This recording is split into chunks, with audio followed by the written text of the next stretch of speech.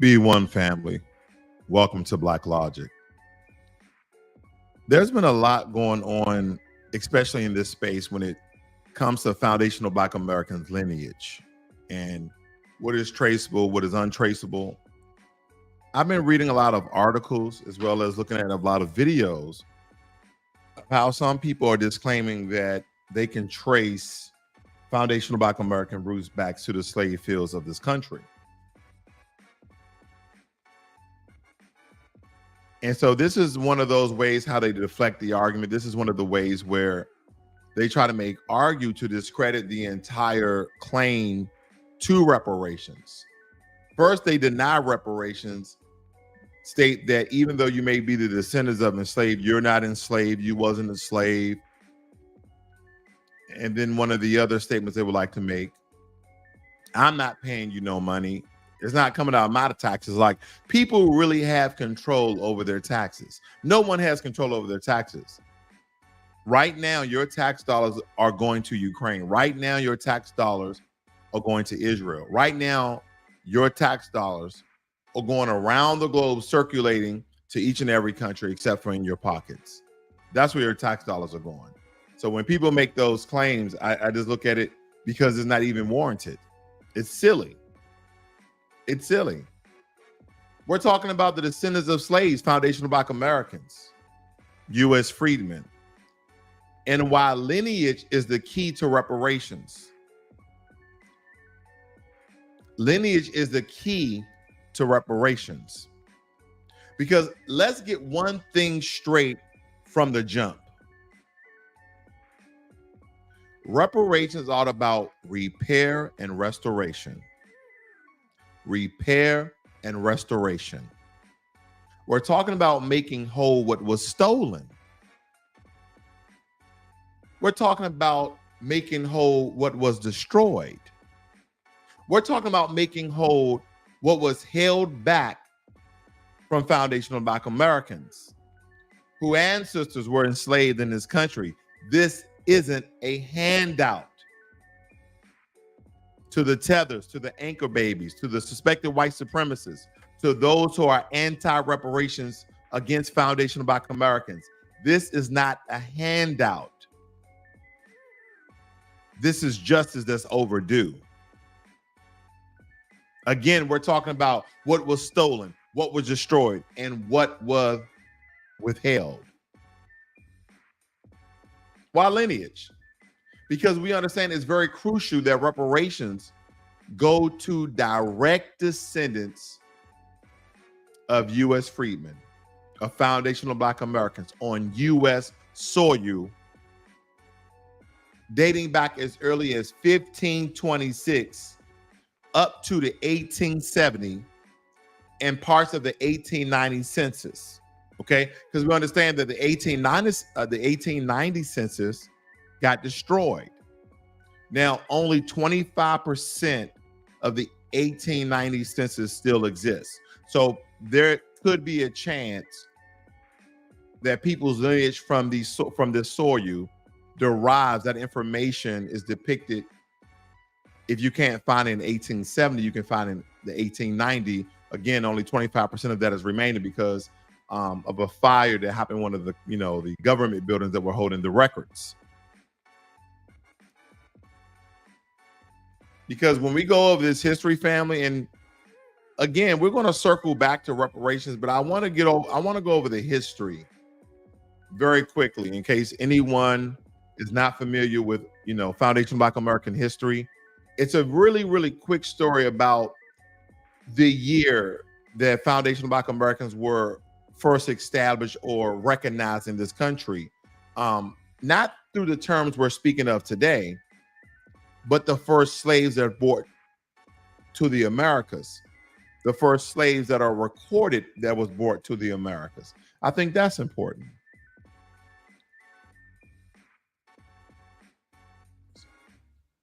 Now, you guys may be familiar with this story. I know a lot of you are getting the information that you need, but this is from blackpast.org. And if you guys don't trust the source, there's other sources where you guys can go and read this exact same story. Washington Post, South Carolina Encyclopedia. Okay, I'm just giving you guys other references so you can go read the story yourself. Here are some of the places where the story, as well as the BBC.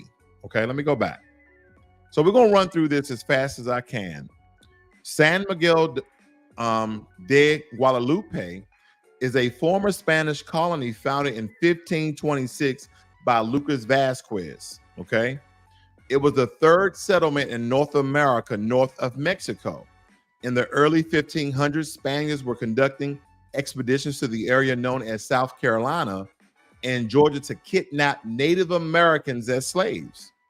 In 1521, a wealthy planter lawyer and magistrate, Lucas Vasquez, dispatched an expedition led by Francisco Gordillo to the Bahamas to capture natives, and Gordillo returned with 70 Indians. Okay? And Lucas took a recently baptized Indian with him to Spain to speak with the court chronicle about his homeland and his people. What's significant about this is when my wife and our family went to Ghana, the tour guide was telling us in Ghana, that one of the Guyanese tourmen there told us that the Dutch and the British took a couple of the Ghanaians and baptized them and made them priests and then sent them back to Europe. So this is a common occurrence. This is something that happens time and time again. And it's for those people to get support and to further colonize that Black country that they landed in. Okay. So at that point, it was about Ghana. Also, it states here, as well as tales of valuable gems found in the region. After meeting with the king, Lucas received a royal patent giving him permission from King Charles V and the Royal and Supreme Council of Indies to establish a settlement on the eastern seaboard in 1523. Okay, this is what we now know as North America. The fleet consisted of 6 ships, approximately 600 to 700 people, supplies and livestock that included pigs, cows, sheep, and 100 horses. Among the passengers were approximately 100 enslaved Africans from previous expeditions and trade. On August 9, 1526, the fleet lost its flagship when it struck a sandbar and sank off the coast of South Carolina. The court interpreter and other Indians brought along as Guy deserted the fleet and escaped into the woods. Okay, so now don't have any interpreters, they don't have any Indians because they escaped. Now, of course, the Africans couldn't escape, family, because they were locked, chained, and bound. So that's why they couldn't escape at the time. After building a replacement ship, Lucas and his fleet moved 200 miles south upon landing. Immediately began building houses and a church. God always built a church. Have you noticed that, family? They always have to build a church. They always build in a church. That's very significant. On September 29, 1526, the settlement was christened by San Miguel de Guadalupe, sometimes called San Miguel, a reference to the local Guadalupe tribe. I'm almost there, family. The settlers quickly suffered from diphtheria, hunger, cold, and Indian attack. So they were dying off because they were sick, they were cold, and the Indians were killing them off as well. On October 18th, Lucas died, and leadership of the settlement was assumed by Captain Francisco Gomez. He wanted to stay at the settlement and wait for fresh supplies to arrive. Another faction, led by Gaines Doncel and his lieutenant Pedro de Bazan, wanted to leave the settlement and return home. Like, man, we don't want to be here anymore. We want to go back home. So Doncel and a group of supporters seized and arrested Gomez and others supporting him and locked them Doncel's home. When Doncel and Bazan set out to ambush other opponents, the enslaved Africans set fire to Doncel's home and freed Gomez and the other captives. The enslaved Africans escaped to live with the local Native Americans. To live with the local Native Americans. This is where we blended in. This is the part of the history that when Black Americans are stating that they have Native American lineage. They have Native American ties to certain tribes. That is because they've been part of these Native American tribes for hundreds of years. We are in 2024.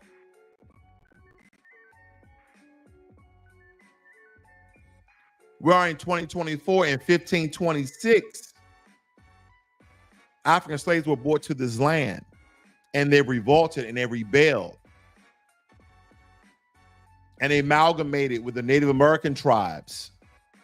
So when foundational Black Americans state that they have a Native American lineage and they can trace it back, I understand. Because we became those tribes. And not only that, not only did we mix and match with those tribes, we made our own Native American tribes.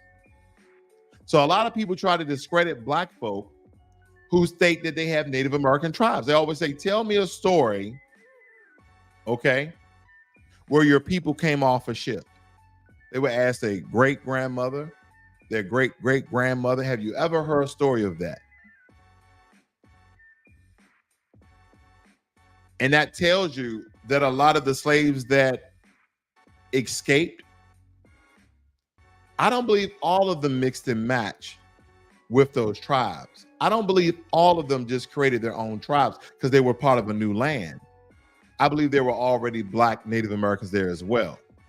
Okay. And I'm not going to get into a debate or argument about who got there first, because that's not, it's inconsequential. It's not even worth it. But that's important to note when we talk about this. So we get the date straight, 1526, not 1619. That was probably one of other many occurrences where slaves were brought to this land. And the history is out here, family. But again, we can't believe what mass media and suspected white supremacy networks and organizations tell us. Because in order to fool people, in order to trick someone, give someone something close to the truth as you can get it, and they'll believe it. So you can't just give someone a total lie, because more people start to figure it out very quickly. Like, wait a minute, something just ain't right here. But just give them more truth, but enough lies to cover up the cover up.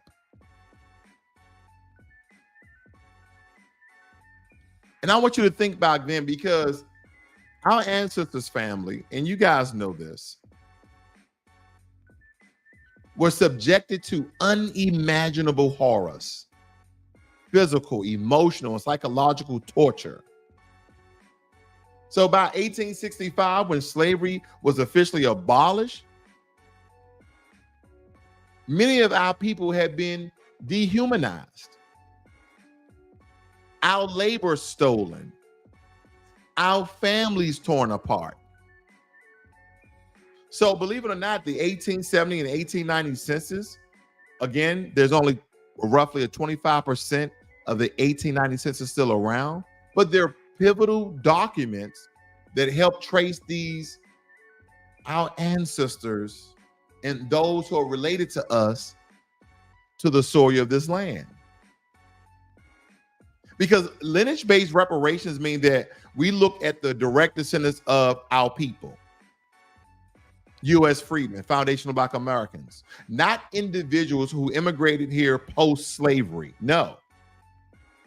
Not Black folks from the Caribbean, not Black folks from Africa, and not Black people from elsewhere.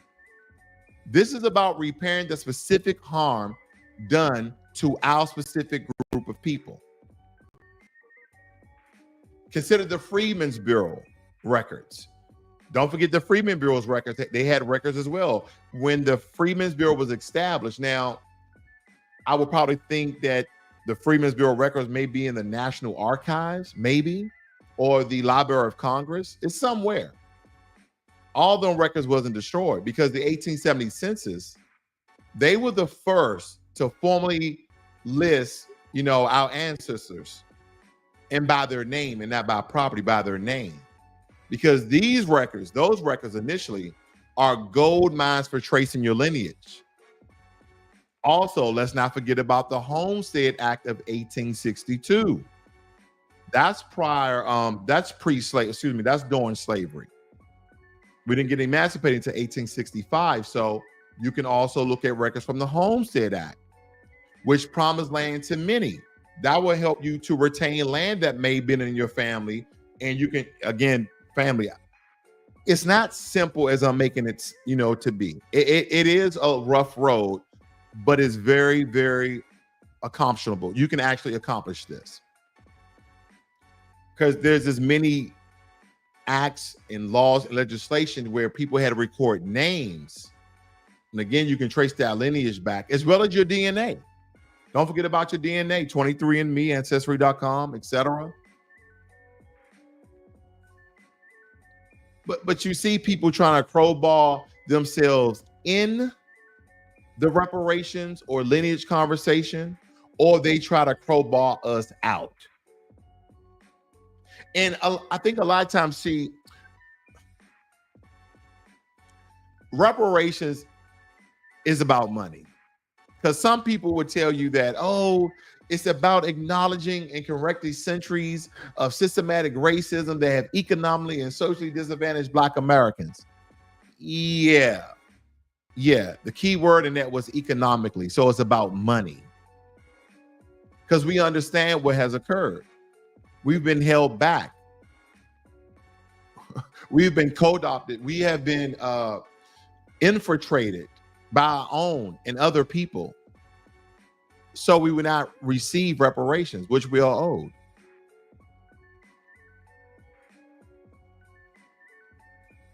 So how do we trace his lineage? There are several ways. There are certain groups that you guys may not be familiar with, like the African American genealogy group. Let me pop that up here for you guys. Let me see if I can get this up here for you guys. There's many ways where you guys can chase your lineage.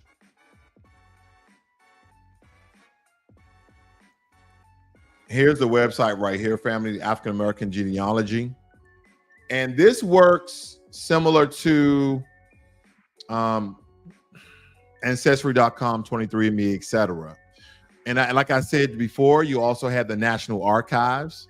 You have the Freedmen's Bureau. You have a lot of the acts that gave away land. Oh, there's another site that I came upon, I think late last year. Let me show you this website as well, okay? Let me show you this website as well. Are you guys familiar with FamilySearch.org? FamilySearch.org is also another way you can trace your lineage, okay? You can trace your lineage. You can trace your past. You can go in there and fill a family tree, and people are connecting with one another. So again, we have many methods. We have many ways to trace your lineage back. Oh, and here's another most important way. Let me pop this up for you as well. What about you create, like I have, Ancestry.com account, and you have your information on here, family, okay? And it tells you when your family, when your people first came into this land. Okay, early South Carolina African Americans, 1700 to 1975, and it just keeps breaking it down to the different regions. Okay, but it breaks down how you are descendant of a slave. Okay, they kind of go through the whole slave trade thing and how you connected to certain communities by the way of your lineage. Right, I encourage everybody to do something like this.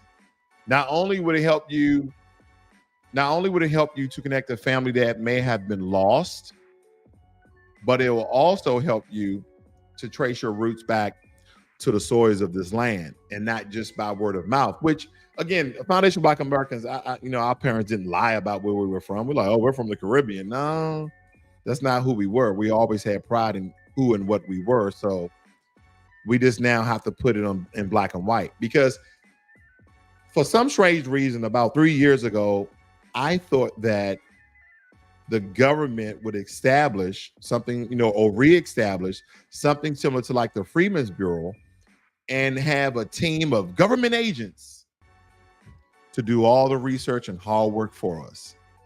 That should be part of the reparations package.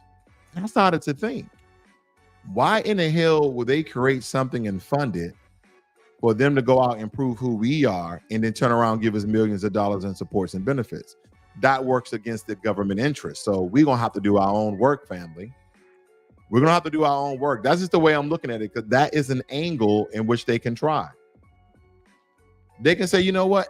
After going over all the foundation of Black Americans, even though they had some records to a certain degree, we had to discredit them because they were fraudulent, they were fake, they were copies, they're running a scam. Only around 15% of them, okay, out of the 50 million, only 15% of them are actually owed reparations.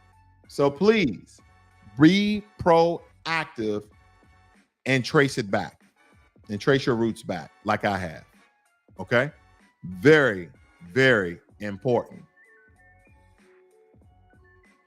From 1526 to 1619 to 1865. We're going to go into another segment of the conversation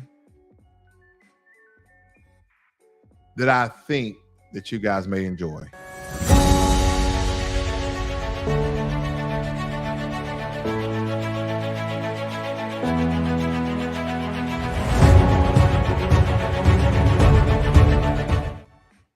So some of you might ask, why lineage? Why is that so crucial?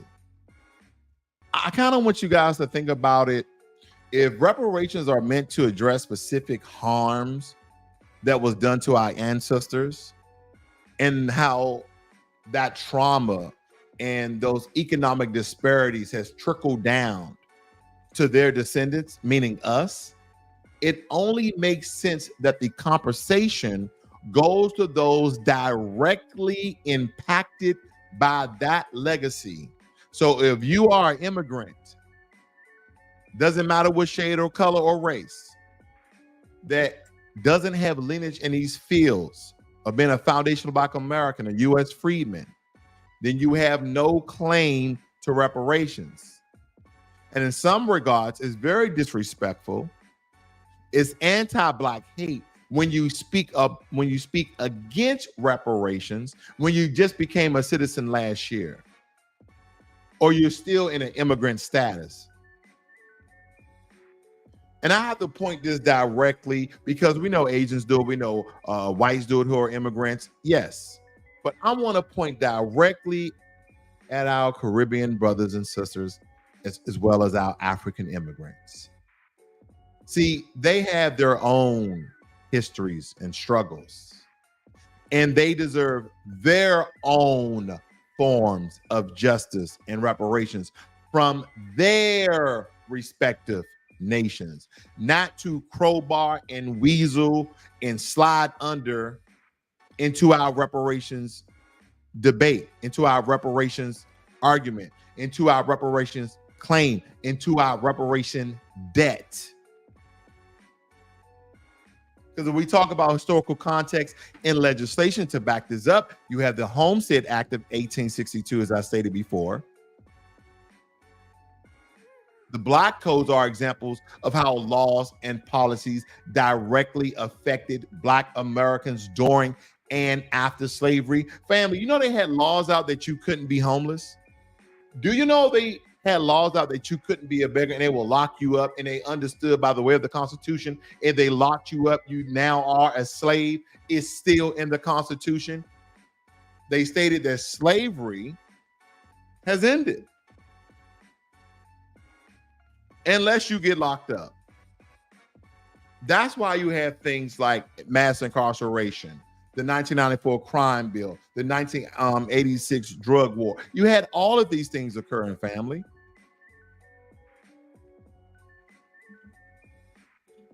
Let me pop this up for you in case some of you are not familiar with this. In case you guys are not familiar with this. It's a very, very powerful word that's in here that I want you guys to pay attention to. Okay, I'm not trying to insult your intelligence, family. I assure you, I'm not trying to insult your intelligence. I just want to key some things out here. The 13th Amendment to the U.S. Constitution provides that neither slavery nor involuntary servitude, except, oh boy, it's kind of like when people are conversing with one another and they state that soon after you say but, everything before that doesn't mean anything, or it's been refuted, or it's been revoked, or it's been erased. If you say a bunch of things, you say but, you just accepted everything else before that, meaning that it doesn't even count. It's null and void. So here in the 13th Amendment, it says neither slavery nor involuntary servitude, except as a punishment for crime. It's kind of like disciplining your kids at home. You put them on punishment or restriction, say, you know what? For a punishment, I'm gonna make you a slave again. Family, this is from nationalarchives.gov. This is what the federal government has not altered, changed, amended, anything, family. They have not changed the Constitution. And the Constitution is basically saying, if you get caught up committing a felony or multiple misdemeanors, and you've been convicted to go to jail or prison, you are a slave, meaning you do not have control of your body. That's why in jail they give them jobs. They have to work. Now, don't get me wrong, jails over the course of time may have changed to a certain degree. They might have changed to a certain degree, but according to the Constitution, you are now a slave. Because neither slavery nor involuntary servitude, except as a punishment for a crime where a party have been duly convicted, shall exist within the U.S. Saying basically slavery exists in the U.S. Why do you think black men? Why do you think black women? Why do you think black children? Why do you believe black neighborhoods and communities are targeted? This is another way to create a slave class, which they already have. There's a large portion of our black men and women incarcerated unjustly, unfairly, and innocently in the prison system. But this is what they'll tell you. This is what they'll tell you. Right. And then family, you'll have, let me, listen, I'm not going to play this whole clip. Let me go up here. Listen to this guy. Here are 3 reasons why we need to leave that argument alone. My name is Brother Legend, and I'm here to raise your consciousness. Reason number 1 is because you cannot demand respect from anyone that you are asking to give you money. Now, again, I'm not saying that that money isn't owed to us. I'm not saying it wasn't stolen from us. All I'm saying is if you're going to demand respect. Okay. Hold on. Let me turn it down. Let me turn down the music. Let me turn it down. Hold on. I can't even get my thoughts together, family. Hold on. I'm Lord. I can't even get my thoughts together, family. Now, I want you guys to key in on what he's saying. He's saying he's a black American, and he stated that we are owed the money that was stolen in the land. He said all of that, right? I want you to really key in on what this brother is saying. And by the way, if you can just read Kimmy comment to the right of that, look to the right of the video and look at Kimmy's comment. Please read that. This makes so much sense. And giving us money with conditions and stipulation is what I'm not doing. What are you talking about? What stipulations? What conditions? Talking about this makes so much sense. Now, I know you guys heard that first part. I'm going to let the rest of it go. Okay, I'm going to let the rest of it go. Listen in. You're going to have to take that money. And if those people were sincere about repairing the relationship and wanted to respect you, you wouldn't have to ask in the first place.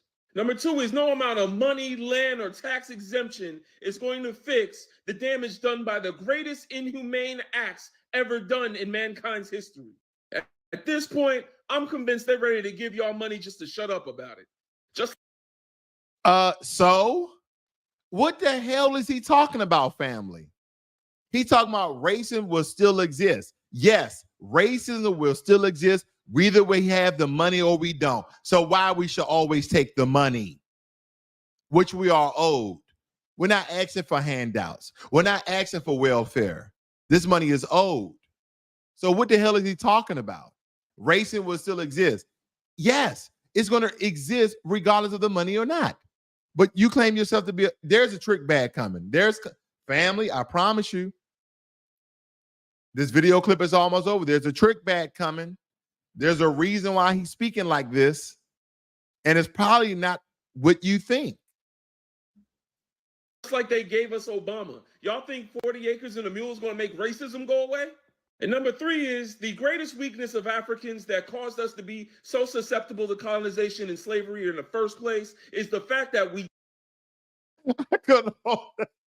I'm sorry, I couldn't hold my laughter when he said Africa must unite. And there it is. He's a pan-Africanist. So he's stating that racism will still exist, that apology or anything like that or money won't solve or cure what has been done. Everything he's saying doesn't make any sense at all. And we have to be very, very careful of people like this. And here's somebody else. This guy says, I hear you, brother, but I want reparations and I'm taking my money to Africa. Oh, my God. Not letting these devils get away with what they've done 500 years ago. Oh, gosh. Family, let me tell you, there are so many people out here making content that is anti-reparationist, and it's quite ridiculous. And then, again, for people who are not familiar with some of our African brothers and sisters, our Caribbean brothers and sisters, we have clips like this not too long ago. Really what y'all mad about, like B said, like y'all just don't have no roots. Y'all don't have no history for real. But it's always us that's trying to be divisive, right? Please go watch that full clip. Please go watch the full clip. Really what y'all mad about, like B.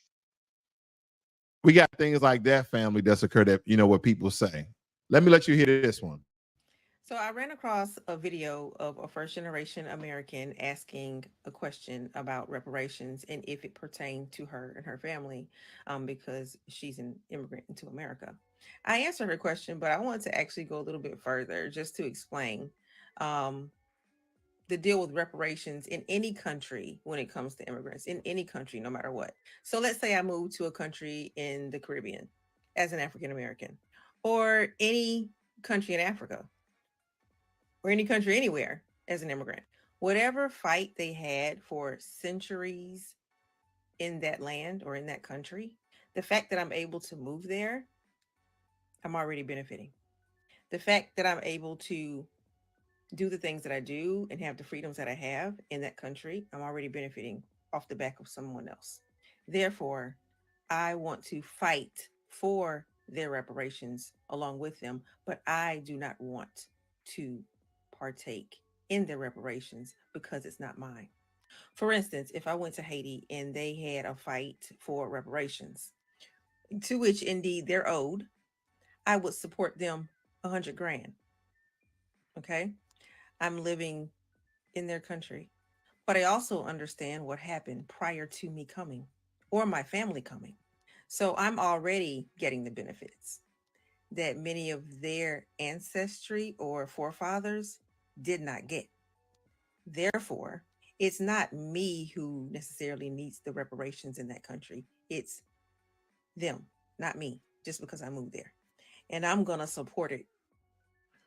Very powerful, sister. That was a really good breakdown, family. I really respect that. Okay. I really respect what she's stating, because we go to other countries and we don't get ourselves involved to undermine the group of people who are fighting for their reparations if there is a fight.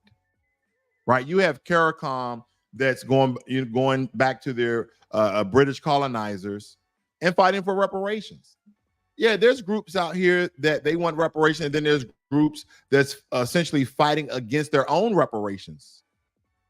They're fighting against their own reparations. But here's the thing. Why do you think we have so many immigrants? Why do you think we have so many Caribbeans and Africans either trying to crowbar their way into our reparations and our lineage, or crowbar us out by speaking out and against it? Because they're not entitled, because they're not owed, because they don't have the lineage. That's why. And it's not like we're going to move to Jamaica. It's not like we're going to move to Trinidad. It's not like we're going to move to Ghana or Kenya or Nigeria or anywhere else and fight against those people, against their reparations claims, to Europe. We wouldn't do it. We won't do it. We're not like that. We're not built that way. We're not haters by nature. But because a lot of them are over here and they're not in their own country, this is the reason why. This is why they try to undermine us, because we're a large group of people who have not left where we was enslaved, where we were colonized. We have not left. We fought for everything inside of this country. Every right, every legislation, every bill. We fought in every war. We've done everything to make this country the greatest country on earth, and that is why everybody comes here. It amazes me when I get people from other countries tell me how bad America is. Then why is your ass here? Because of the opportunities. Why do you think the opportunities exist?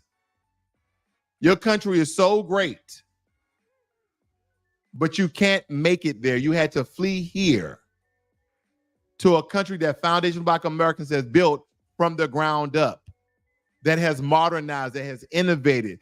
I just gave my son a book the other day.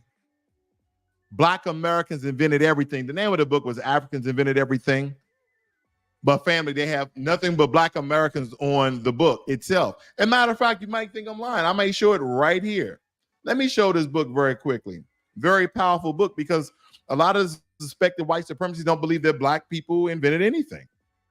They don't believe we contribute to society at all. They don't know who we are, family. They're right here. Well, some of them do know who we are. They fake like they don't. Let me pop this book up very quickly. It states right here that Black people invented everything.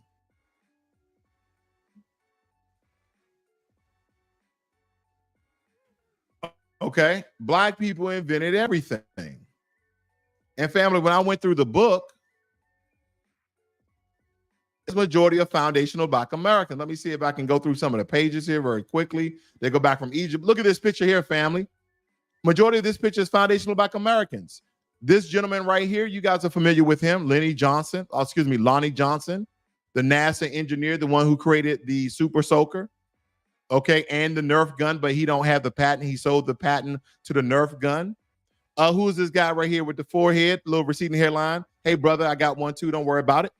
His name is Mark Dean. Okay, Mark Dean.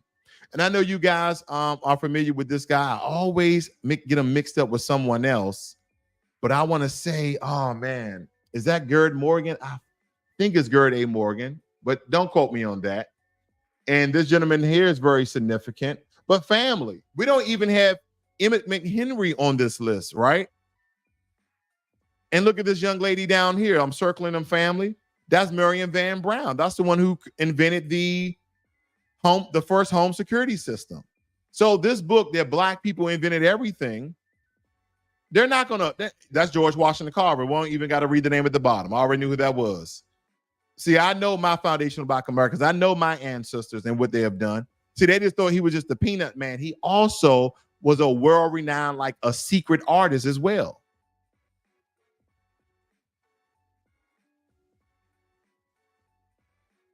It says down here, George Washington Carver invented Bob Ross. You know the white dude with the red afro? Remember, he was like, oh, the best thing since sliced bread. Family, all of these are foundational Black Americans. And again, you guys can go and check out that book either for yourselves or for your kids. Is a really right now, my son is about to read it. And matter of fact, next week, okay, they're doing the summertime, so he's definitely going to read that book. I'm going to have another book on engineering. But anyway,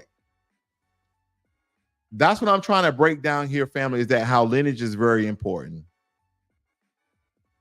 Lineage is very important because if we really go back and think about 1865, when General Sherman's Field Order Number 15 promised our people 40 acres and a mule to U.S. free slave families. And we have to understand that was a promise.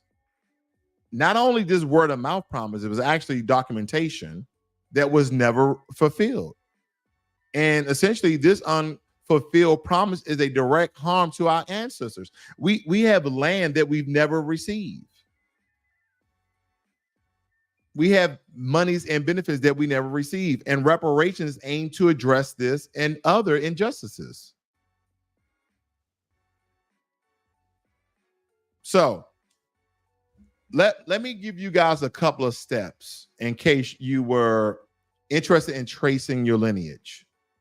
If you were interested in tracing your lineage, pull out a pen and notepad, put out your cell phone notepad, put me on voice recorder.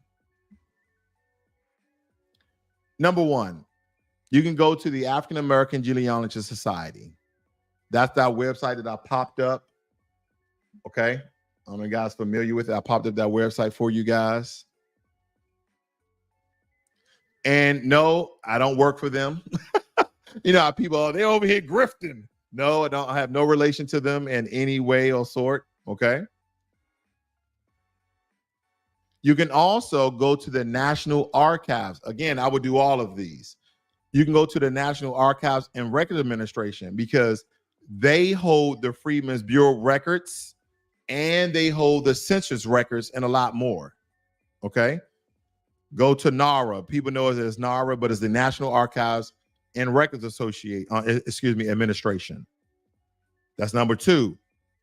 Number three, you can use a website like, Ancestry.com to kind of back up the findings from the Black American Genealogy Society. Okay, so go to another source as well, Ancestry.com or maybe 23andMe. Okay, because in my opinion, Ancestry.com, it has a very extensive database that can help trace your lineage. Okay, it can definitely help trace your lineage. I'm not too familiar with 23andMe. Then the other website I was stating, FamilySearch.org. Okay, and believe it or not, FamilySearch.org is a free service. It's free. Okay, did I pop that up here? Did I get rid of that? Let me go back to Family Search. Yes, it's free, family. So this is definitely another way that you can start. Things like National Archives is free. I mean, until you start requesting stuff. But Family Search is free. We can go here. I know you guys are familiar with this website. Go ahead and make your account and start connecting to your loved ones. And then there's another website that's really not that popular. Okay, let me see if I can pop this one up. Anyone heard of Afrogenus? Black American and African Ancestors Genealogy. This is another one that hasn't got too much popularity, but this can be beneficial as well. I'm giving you guys ways where you can trace your lineage when you're a foundational Black American, because again, we cannot expect the government to do the work for us. We can't expect that. We have to be ready in hand. So when they say submit your documentations to the U.S. Freedmen's Bureau, the reestablished, or the new Freedmen's Bureau, what they may reestablish and fund, they're not going to pay them to go out and everyone who submits their names, because guess what? Every Tom, Dick, and Harry, every Pookie, Ray, every Alawuwe, Lalabube, all of these people are going to join. They're going to submit their names. They're going to submit their names. And the backlog of you receiving, your lineage or that your claim to reparations has been awarded, it's going to take probably about 5 years if you don't do the work yourself. Okay? This is kind of getting a jump on things, because we're going to get our reparations, family. So you might as well be prepared. And of course, it has repositories that you guys can save. I would definitely save it and put it in a safe somewhere. That way, your digital records, okay, if you can print some things out, have digital and manual records or printed records, okay? Because we're going to get our reparation. Now, it may not be my generation, but that's why you save these things so the next generation can pick up the baton and continue to fight. We're going to get our reparations, okay? That's the way I'm looking at that.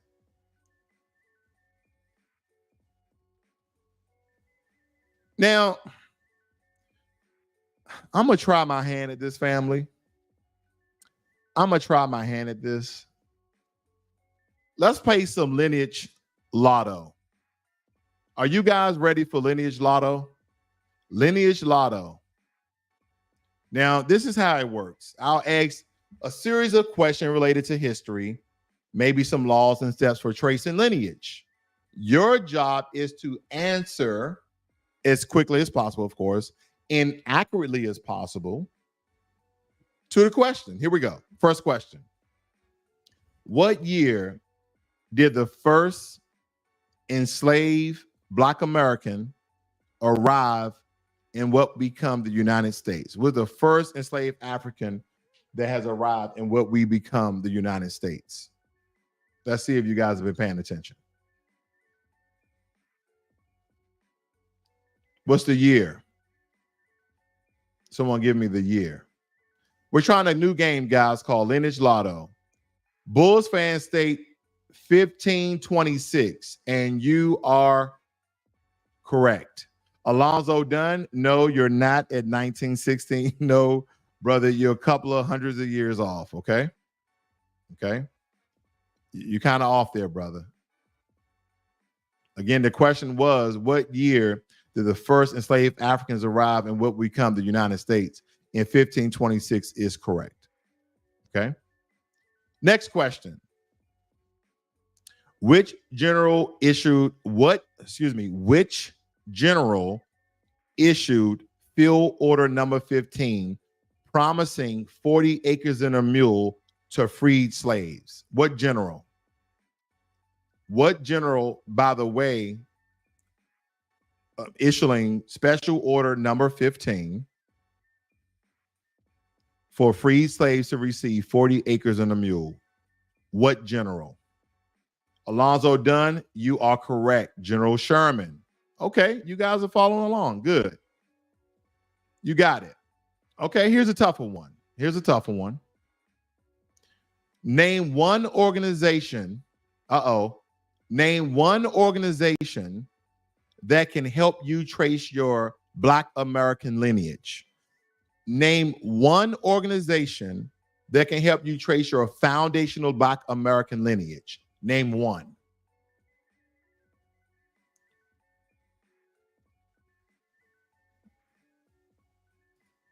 Name one, guys. Just give me one. Nope. Bulls fan, that's incorrect. That you're talking about the National Archives of Records and Administration.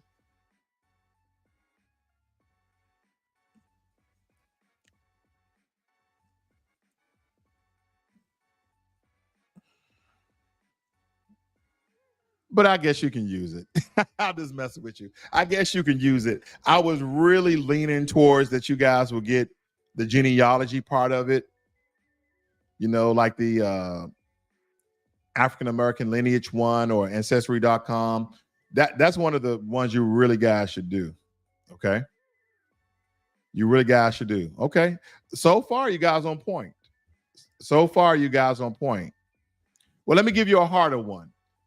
What piece of legislation failed to prove adequate support to free slaves during Reconstruction? That's a hard one. What piece of legislation failed to provide adequate support to free slaves during Reconstruction? Don't you feel like this is a check on learning? I just realized that this lineage lotto is almost like a check on learning. But nonetheless, I think it's a bit fun. You guys are retaining the information. So let me ask that question one more time. What piece of legislation failed to provide adequate support to free slaves during Reconstruction? Let's see. I'll give you guys 10 seconds. Someone give me an answer on that one. One more time. I'll answer it one more time. What piece of legislation failed to provide adequate support to free slaves during Reconstruction?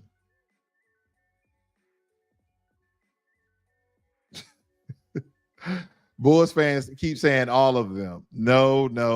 The answer is the Freedmen's Bureau Acts. Okay, the answer to that last question was the Freedmen's Bureau Acts. But nonetheless, you guys did a wonderful job, better than I expected. Okay. If I was a teacher, I'd give you a gold star. But again, family, remember, tracing your lineage is not just about qualifying for reparations.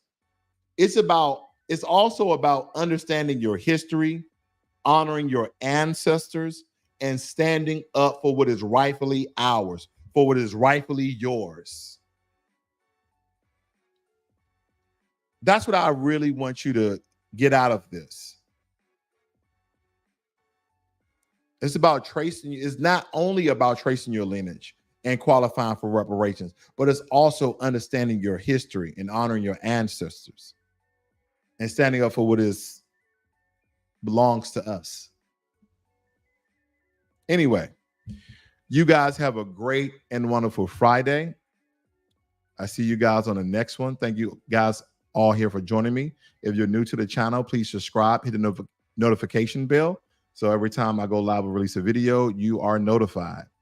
Also, give this video one of those thumbs, either up or down. Either way, thank you for participating. You guys have a great and wonderful day. Be one.